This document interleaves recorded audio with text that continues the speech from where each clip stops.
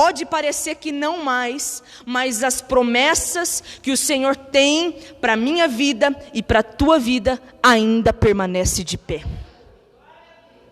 Talvez pelas circunstâncias, talvez pela nossa rotina do dia a dia, talvez pelas aflições que vivemos neste mundo, pode até parecer que as promessas não existem mais.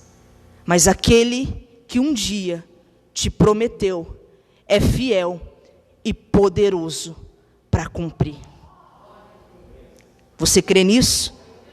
E nós conseguimos ver, e nós precisamos entender, que as promessas do Senhor, elas precisam estar vivas dentro de nós. Certamente, assim como eu, você também já passou por um processo, e um dia, não sei há quantos anos atrás, mas Deus fez uma promessa para mim e para você. Amém, irmãos? Há uma promessa em nossas vidas, marcada pelo sangue do Cordeiro. Mas eu quero declarar sobre essa vida nesta noite: comece a tomar posse daquilo que o Senhor um dia declarou para você. E irmãos, não somente Deus liberou sobre as nossas vidas, não é só isso. Não parou por aí. Quando foi liberado uma promessa sobre as nossas vidas, entenda uma coisa em nome de Jesus: Deus quer que essa promessa seja concretizada. Mas pastora Karen, faz muito tempo, faz algum tempo que eu recebi uma palavra, um direcionamento acerca das promessas que Deus tem para a minha vida. E com o passar dos dias, dos anos, dos meses, parece que essa promessa está inexistente na minha vida.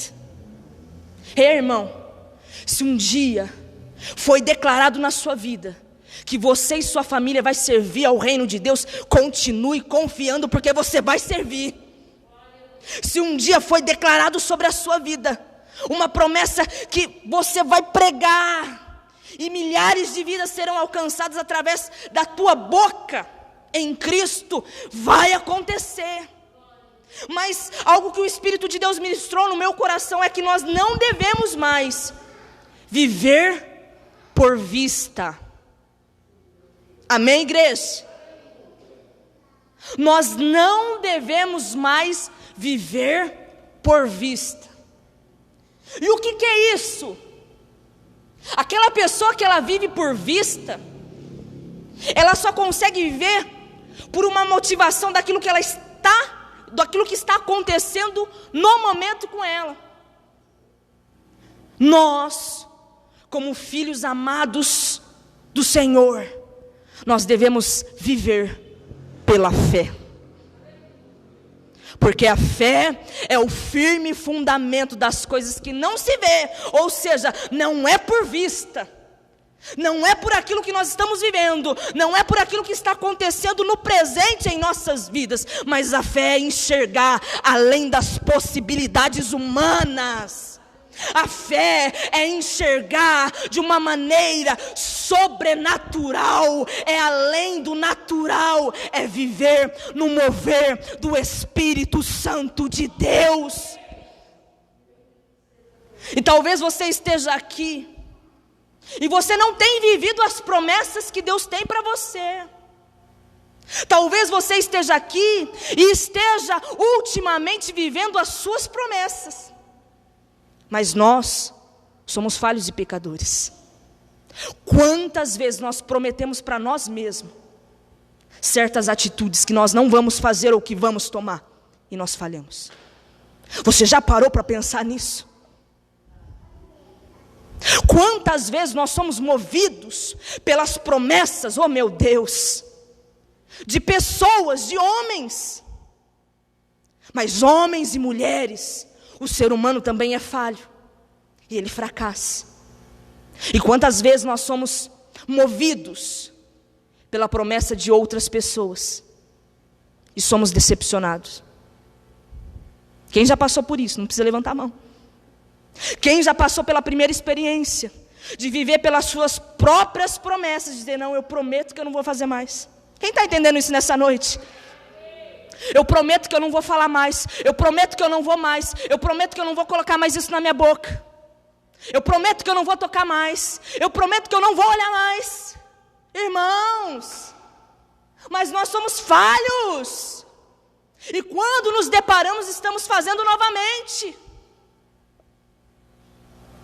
Quantas vezes nós nos apegamos nas promessas humanas, de homens, de mulheres, e é falho.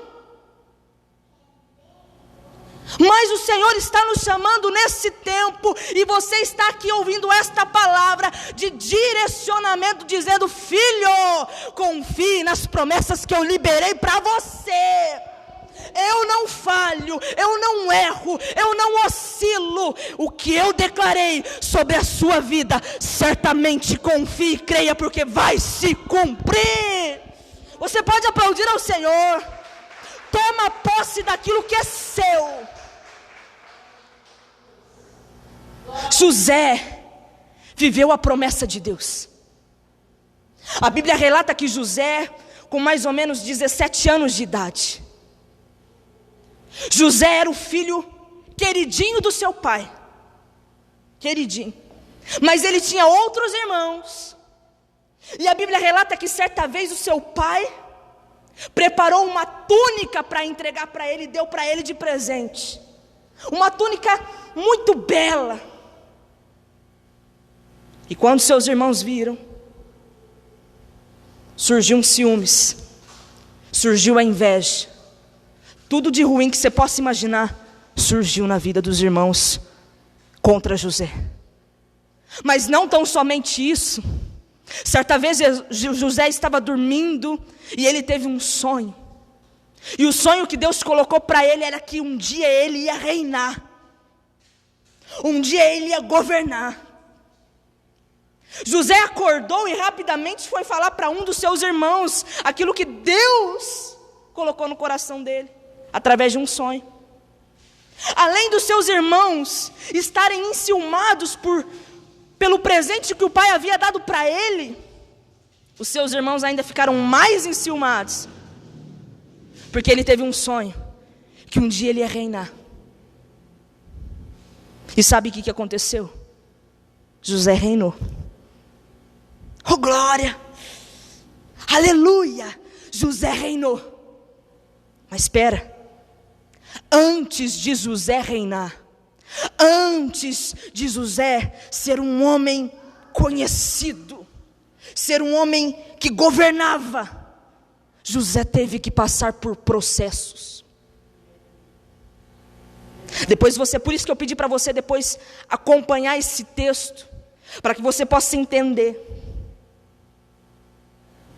A primeira impressão que teve, seus irmãos ficaram com ciúmes dele.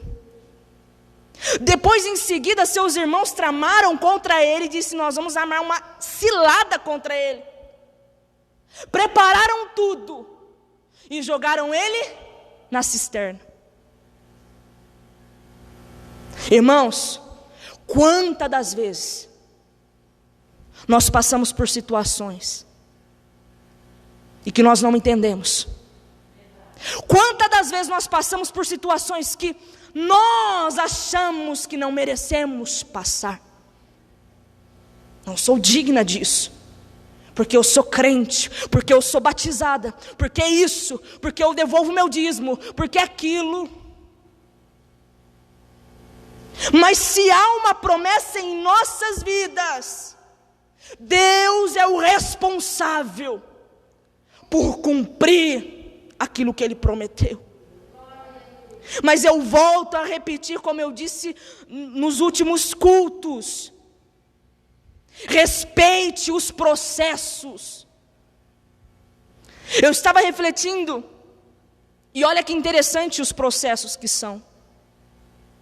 Eu me lembro que eu estava durante essa semana pensando, algumas coisas estão acontecendo comigo hoje, que se acontecesse há 10 anos atrás, há 5 anos atrás, talvez eu não teria a mesma atitude que eu estou tendo hoje.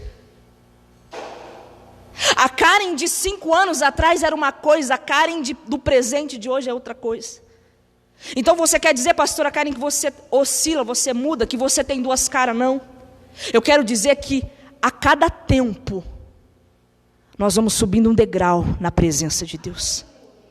A cada período, a cada estação que nós enfrentamos, é um crescimento que nós temos, é um amadurecimento que nós vamos tendo. Para refletir na sua vida. Talvez coisas que estão acontecendo hoje na sua vida. Será que se tivesse acontecido há 5, há 10, há 15 anos atrás, você teria a mesma postura, a mesma responsabilidade, a mesma direção que você tem hoje? O que eu quero dizer, meus irmãos, para que nós possamos compreender a palavra do Senhor: há tempo para todas as coisas. E eu quero dizer algo para você: pastora, não aconteceu ainda. Pastora, está difícil. Pastora, parece que Deus se esqueceu de mim. Pastora, parece que a promessa ficou para trás. Eu quero dizer, Deus está trabalhando em seu favor, e no tempo certo tudo vai acontecer. Aleluia! Mas não se precipite. Não andeis ansiosos por coisa alguma. O que rouba muitas das vezes a promessa de Deus em nossas vidas é a nossa ansiedade, é a nossa precipitação. Porque a gente muitas das vezes quer no nosso tempo, na nossa hora, no nosso momento, no nosso dia. E não é assim. Eu estava refletindo algo. Há um tempo atrás nós tínhamos o desejo de comprar um carro, de trocar de carro. Mas começou a acender aquele desejo no nosso coração. Irmãos, ainda não era o mês da gente comprar. Começou a acender aquela vontade de trocar de carro, mas os nossos planos era trocar de carro uns 3 meses para frente. Mas na precipitação a gente já começou a olhar. Aí num estacionamento e via cada carro e apaixonava. Saía de um estacionamento, ia para outro e apaixonava mais ainda. Parecia que era um mais bonito que o outro. Saía de outro lugar, ia para o outro e encontrava o carro dos sonhos. Aí o vendedor, como é vendedor, ele dizia: entra, senta. Alguns até diziam assim: dá uma voltinha. E o que eu quero dizer para você nessa noite é o quê? Não era o tempo da gente comprar, porque estava determinado e programado para comprar 3 meses depois. Mas a gente se antecipou e começou a ver 3 meses antes. Mas o que acontece com isso? É gerado a ansiedade. E aí aquilo que estava programado para acontecer há 3 meses depois, com a ansiedade, tomou conta, a gente se precipita e acontece antes, fora do tempo. E quando acontece fora do tempo, as contas estão ali. Quem está entendendo isso? E aí aquilo que estava programado para começar a ser pago há 3 meses depois, já tem que ser pago naquele mês. Só que naquele mês também tem aquele monte de conta que não acabou ainda. Quem está entendendo isso, irmãos? E não é diferente no reino de Deus, irmãos. Às vezes você fica se perguntando, se questionando por que ainda não aconteceu. Se um dia a promessa foi declarada para a sua vida que ia acontecer. Deus, como foi lido no início do culto, Deus está nos moldando. Permita-se ser moldado pelas mãos do olheiro. Permita-se. Diga para ele: Pai, tu és o olheiro e eu sou apenas um vaso nas tuas mãos. Molda. Está meio trincadinho. Cuida, Senhor. Restaura. Está meio duro, fechado. escuro. Pai, quebranta em nome de Jesus. Amém, irmãos? Porque no tempo certo vai acontecer. Mas respeite os processos. Respeite. Porque tudo que você está vivendo e passando está te alimentando e você está ficando mais forte em Cristo Jesus. Como eu disse, não é a pandemia que vai te parar. Não são as más notícias que andam batendo na sua porta que vão fazer você desistir, porque maior é o que está em vós do que o que está no mundo. Maior é o Deus que você ama, que você acredita, que você confia, que você serve, do que todas as outras coisas que possam existir. Mas permaneça confiando. É tempo de você viver as promessas que Deus tem para você. Creia. Não viva por aquilo que você está vendo.